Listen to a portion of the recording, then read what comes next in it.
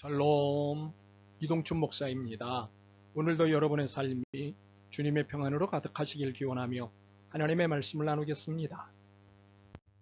오늘 주시는 말씀은 고린도전서 13장 4절과 5절의 말씀입니다. 사랑은 오래 참고 사랑은 온유하며 시기하지 아니하며 사랑은 자랑하지 아니하며 교만하지 아니하며 무례히 행하지 아니하며 자기의 유익을 구하지 아니하며 성내지 아니하며 악한 것을 생각하지 아니하며. 아멘. 고린도전서 13장 4절과 5절 말씀을 본문으로 자기의 유익을 구하지 않는 사랑의 특징이라는 제목으로 말씀을 나누도록 하겠습니다. 사랑은 아름답습니다. 이유가 있습니다. 자기의 유익을 구하는 것이 아니기 때문입니다. 그래서 사랑이 아름답습니다. 본문은 자기의 유익을 구하지 않는 사랑의 특징을 설명하고 있습니다. 이것을 중심으로 말씀을 나누겠습니다. 첫 번째로 사랑은 오래 참습니다. 동서고금을 막론하고 인내는 미덕입니다. 인내에 관한 격언이나 속담이 많은 것으로 미루어 보아도 그렇습니다.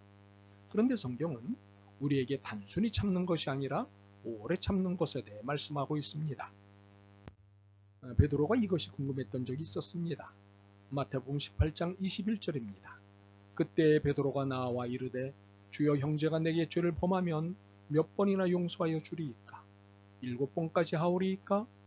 예수님의 답은 이러하셨습니다. 예수께서 이르시되 내게 이르노니 7번뿐만 아니라 7번을 70번까지라도 할지니라. 단순한 셈으로 490번의 용서, 490회의 인내를 오래 참는 것이라고 말할 수 있습니다. 동일한 잘못, 동일한 일에 대해서도 490번의 용서, 490회의 인내를 하는 것이 오래 참음, 바로 그것입니다. 사랑은 이런 것입니다. 두 번째로 사랑은 친절합니다. 우리는 친절에 익숙합니다. 마케팅이 발달할수록 친절은 경영상의 무기이기에 강과 쓸개를 다 빼놓아야 장사를 할 수 있는 시대입니다. 그래서 친절이 우리에게 익숙합니다. 그러나 이 친절이 뒤에서는 욕을 하고 투정을 하는 이면을 가지고 있다면 성경이 가르치시는 친절이 아닙니다. 성경이 말씀하는 친절은 앞뒤가 같은 친절입니다. 앞뒤가 같은 부드럽고 따뜻한 말과 행동이 친절입니다.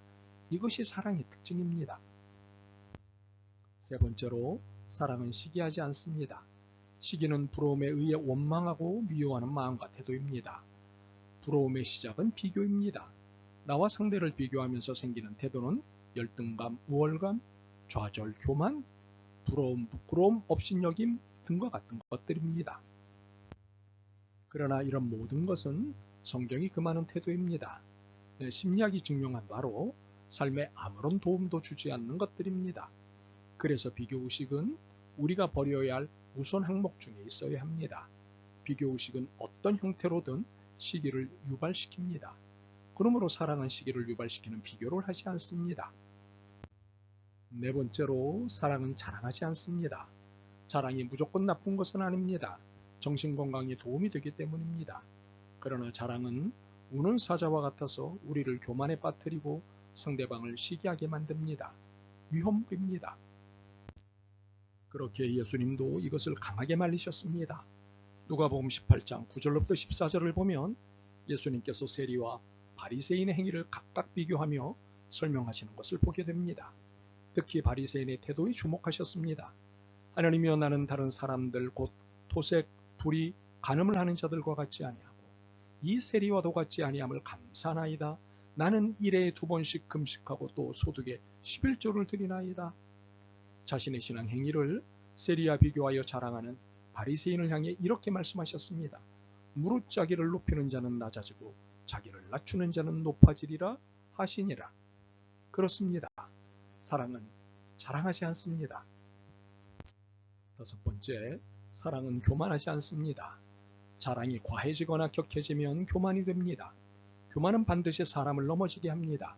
잠언 16장 18절입니다. 교만은 패망의 선봉이요 거만한 마음은 넘어짐의 앞잡이니라. 그러므로 교만은 사랑이 아닙니다. 교만을 버려야 사랑이 됩니다. 사랑은 교만을 버릴 때 역사가 일어납니다. 여섯 번째, 사랑은 무례하지 않습니다. 무례란 예의가 없는 것을 말합니다. 친절하지 않은 것을 말합니다. 시기하고 자랑하고 교만한 것을 말합니다. 이런 태도는 사랑의 태도가 아님을 재차 강조하고 있는 것입니다. 그러나 분명한 것은 거북한 예의가 아니라 친절하고 편안한 예의가 사랑입니다. 형식과 절차에 의한 예의는 부담스럽습니다. 편하지 않습니다. 파괴된 형식이 아니라, 무시된 절차가 아니라 편안한 형식과 친절한 절차를 갖춘 예의가 사랑입니다. 그래서 기분 좋고 또 보고 싶은 감정을 가지게 하는 것이 사랑입니다. 7번째로, 사랑은 사욕을 품지 않습니다. 자신의 욕망을 채우기 위해 수고하는 것은 이기적입니다.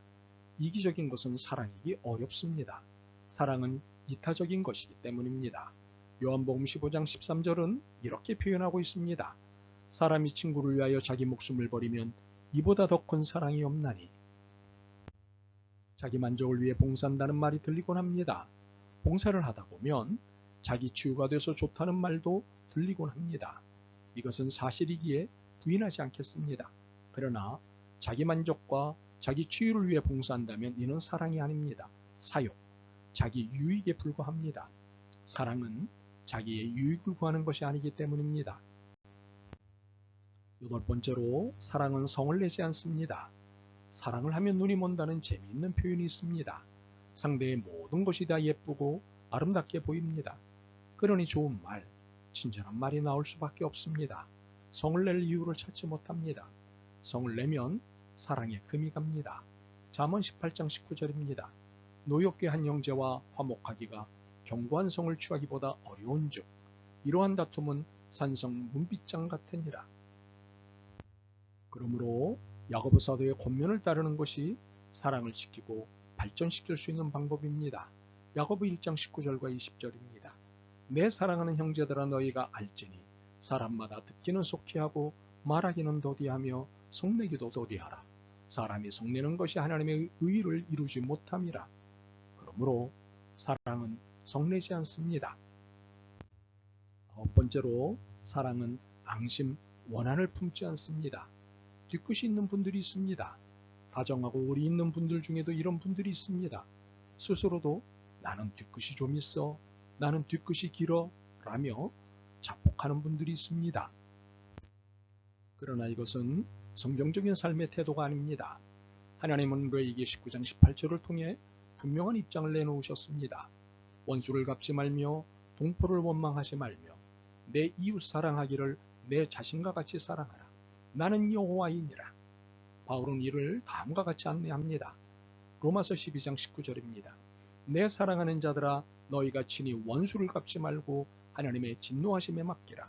기록되었으되 원수 갚는 것이 내게 있으니 내가 갚으리라고 주께서 말씀하시니라. 그러므로 앙심은 사랑의 감정이 아닙니다. 사랑은 앙심을 하나님께 맡기는 것입니다. 사랑만 할 뿐입니다. 사랑은 오래 참습니다. 사랑은 친절합니다.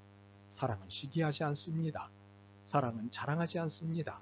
사랑은 교만하지 않습니다. 사랑은 무례하지 않습니다. 사랑은 사욕을 품지 않습니다. 사랑은 성을 내지 않습니다. 사랑은 앙심, 원한을 품지 않습니다. 우리의 삶에서 이 모든 사랑의 특징들이 나타났으면 좋겠습니다. 아멘.